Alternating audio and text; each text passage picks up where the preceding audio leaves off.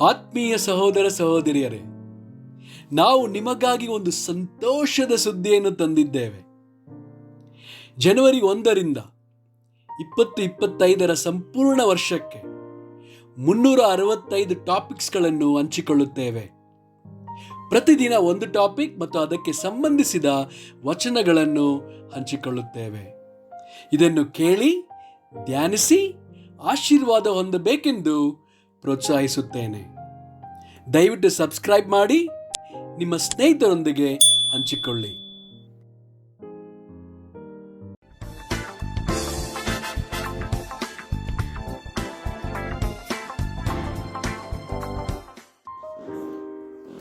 ಇಂದು ದಿನ 162 ಟಾಪಿಕ್ ದುರಾಸೆ.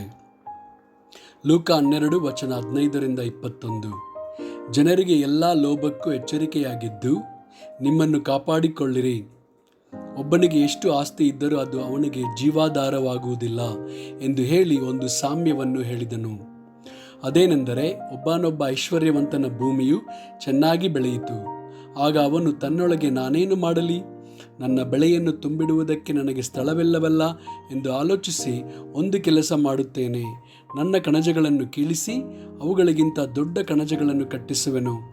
ಅಲ್ಲಿ ನನ್ನ ಎಲ್ಲ ದವಸಧಾನ್ಯಗಳನ್ನು ಸರಕುಗಳನ್ನು ತುಂಬಿಟ್ಟು, ನನ್ನ ಜೀವಾತ್ಮಕ್ಕೆ ಜೀವವೇ, ಅನೇಕ ವರ್ಷಗಳಿಗೆ ಬೇಕಾದಷ್ಟು ಸರಕು ನಿನಗೆ ಬಿದ್ದಿದೆ, ವಿಶ್ರಮಿಸಿಕೋ, ಊಟ ಮಾಡು, ಕುಡಿ, ಸುಖಪಡು ಎಂದು ಹೇಳುವೆನು ಅಂದುಕೊಂಡೆನು. ಆದರೆ ದೇವರು ಅವನಿಗೆ, ಬುದ್ಧಿಹೀನನು ನೀನು, ಈ ಹೊತ್ತು ರಾತ್ರಿ ನಿನ್ನ ಪ್ರಾಣವನ್ನು ನಿನ್ನ ಕಡೆಯಿಂದ ಕೇಳುವರು.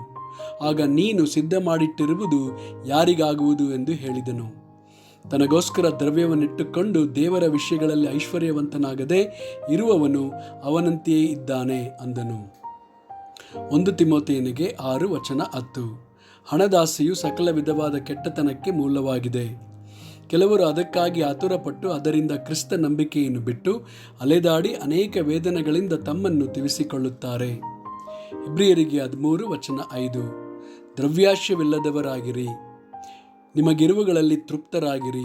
ನಾನು ನಿನ್ನನ್ನು ಎಂದಿಗೂ ಕೈ ಬಿಡುವುದಿಲ್ಲ, ಎಂದಿಗೂ ತೊರೆಯುವುದಿಲ್ಲವೆಂದು ದೇವರು ತಾನೇ ಹೇಳಿದ್ದಾನೆ. ಕೊಲೊಸ್ಸೆಯವರಿಗೆ 3 ವಚನ 5. ಆದುದರಿಂದ ನಿಮ್ಮಲ್ಲಿರುವ ಭೂಸಂಬಂಧವಾದ ಭಾವಗಳನ್ನು ಸಾಯಿಸಿರಿ. ಜಾರತ್ವ, ಬಂಡುತನ, ಕಾಮಾಭಿಲಾಷೆ, ದುರಾಶೆ, ವಿಗ್ರಹ ಆರಾಧನೆಗೆ ಸಮವಾಗಿರುವ ಲೋಭ, ಇವುಗಳನ್ನು ವಿಸರ್ಜಿಸಿ ಬಿಡಿರಿ. ಜ್ಞಾನೋಕ್ತಿಗಳು 15 ವಚನ 27. ಸೂರೆ ಮಾಡುವವನು ಸ್ವಂತ ಮನೆಯನ್ನು ಬಾಧಿಸುವನು, ಲಂಚನೊಪ್ಪದವನು ಸುಖವಾಗಿ ಬಾಳುವನು.